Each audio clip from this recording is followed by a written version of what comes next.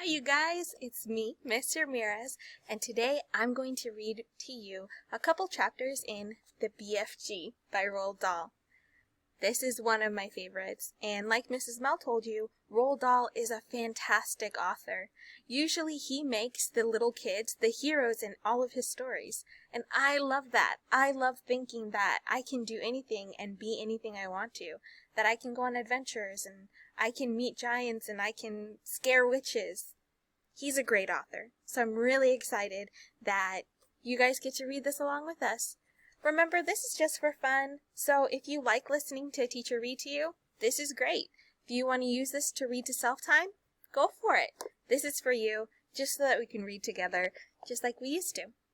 Okay, let's jump in where you left off. I think the last thing that happened was Sophie saw someone through her window. So let's read the last sentence again and we'll go on. Sophie gave a yelp and pulled back from the window. She flew across the dormitory and jumped into her bed and hid under her blanket. And there she crouched, still as a mouse and tingling all over. Chapter 3, The Snatch. Under the blanket, Sophie waited. After a minute or so, she lifted a corner of the blanket and peeped out. For the second time that night, her blood froze to ice, and she wanted to scream, but no sound came out. There at the window, with the curtains pushed aside, was the enormous, long, pale, wrinkly face of the giant person staring in. The flashing black eyes were fixed on Sophie's bed. The next moment, a huge hand with pale fingers came sneaking in through the window.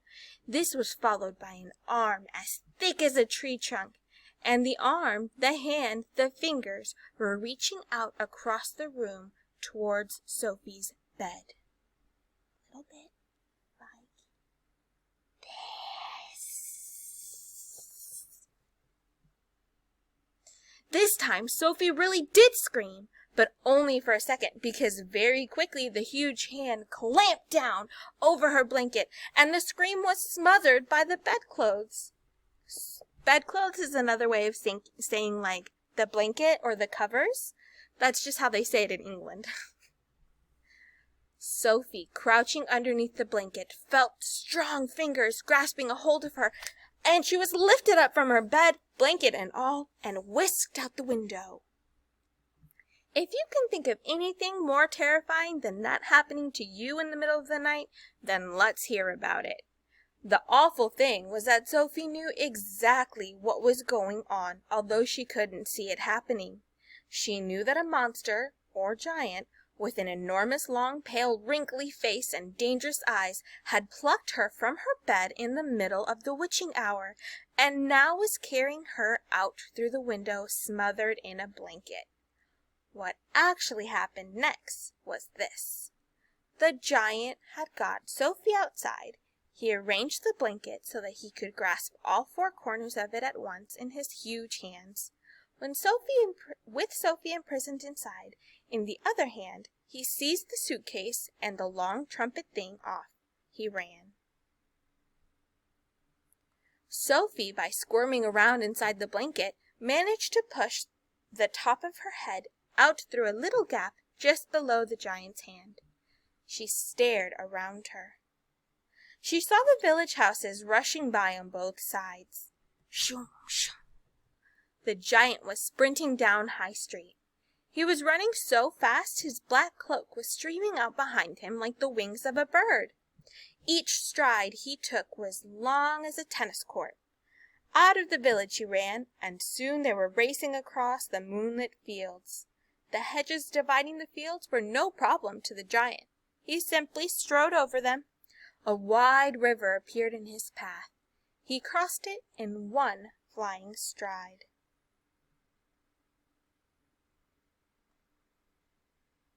My gosh, could you imagine that?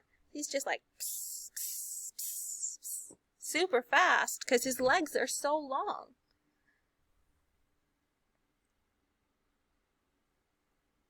Sophie crouched in the blanket, peering out.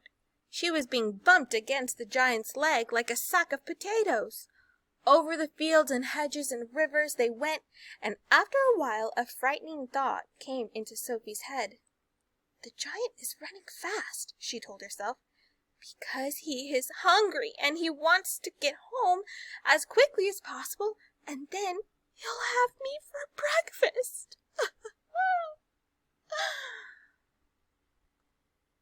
I think she's worried about it.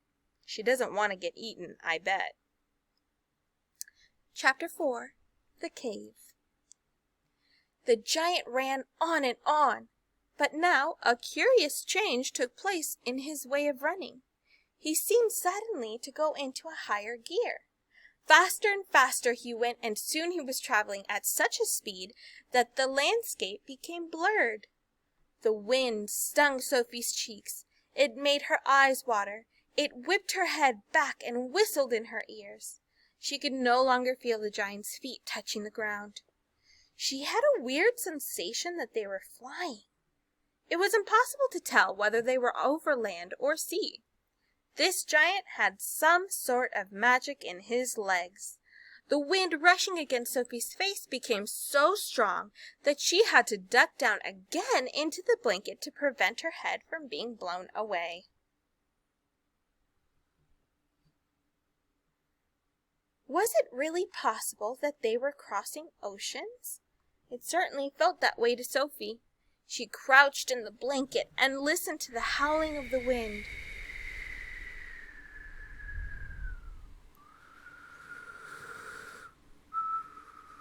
It went on for what seemed like hours.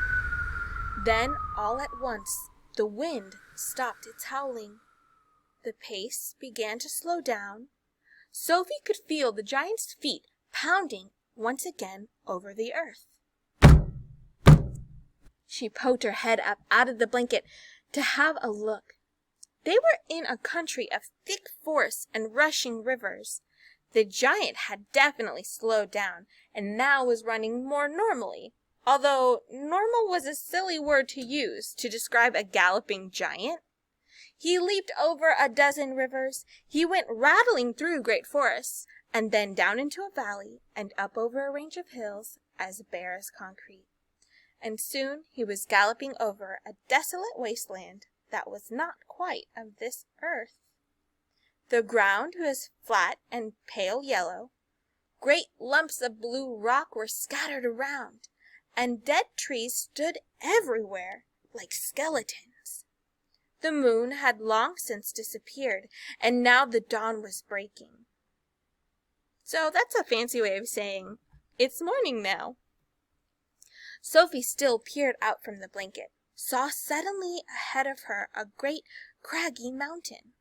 The mountain was dark blue, and all around it the sky was gushing and glistening with light. Bits of pale gold were flying among delicate frosty white flakes of cloud, and over to one side the rim of the morning sun was coming up red as blood. Right beneath the mountain, the giant stopped. He was puffing mightily. His chest was heaving in and out. He paused to catch his breath. Whoo! There's that craggy mountain. Directly in front of them, lying against the side of the mountain, Sophie could see a massive round stone. It was as big as a house. The giant reached out and rolled the stone to one side as easily as if it had been a football, and now, where the stone had been, there appeared a vast black hole. The hole was so large the giant didn't even have to duck his head in when he went. He strode into the black hole, still carrying Sophie in one hand, the trumpet and the suitcase in the other. As soon as he was inside, he stopped and turned and rolled the great stone back into place so that the entrance to his secret cave was completely hidden from outside. Now that the entrance had been sealed up, there was not a glint of light inside the cave. All was black. Sophie felt herself being lowered to the ground. Then the giant let go the blanket completely. His footsteps moved away. Sophie sat there in the dark, shivering with fear. "He is getting ready to eat me," she told herself. "He will probably eat me raw, just as I am. Or perhaps he'll boil me first?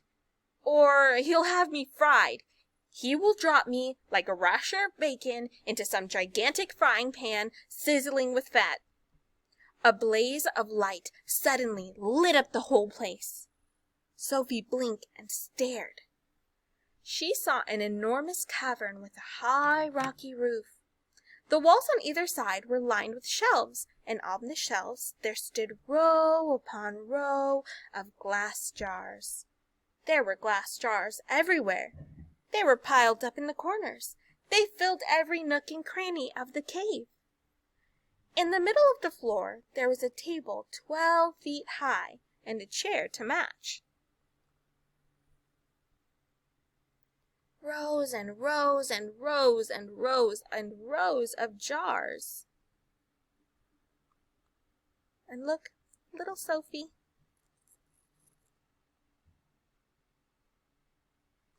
The giant took off his black cloak and hung it against the wall. Sophie saw that under the cloak he was wearing a sort of collarless shirt and a dirty old leather waistcoat that didn't seem to have any buttons. His trousers were faded and green and were far too short on the legs. His bare feet he was wearing a pair of ridiculous sandals that for some reason had holes cut along each side, with a large hole at the end where his toes stuck out. Sophie, crouching on the floor of the cave in her nightie, gazed back at him through thick steel-rimmed glasses. She was trembling like a leaf in the wind, and a finger of ice was running up and down the length of her spine. "Ha!" shouted the giant, walking forward and rubbing his hands together. "What has us got here?" His booming voice rolled around the walls of the cave like a burst of thunder.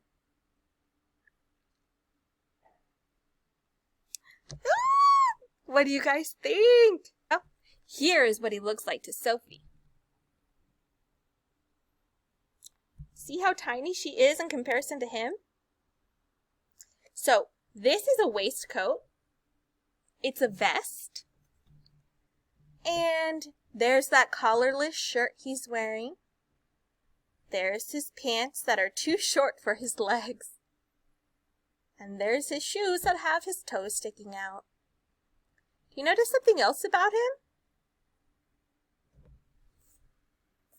I can't wait to read more, and I hope you guys are as excited as we are. Okay, see you next time. Bye!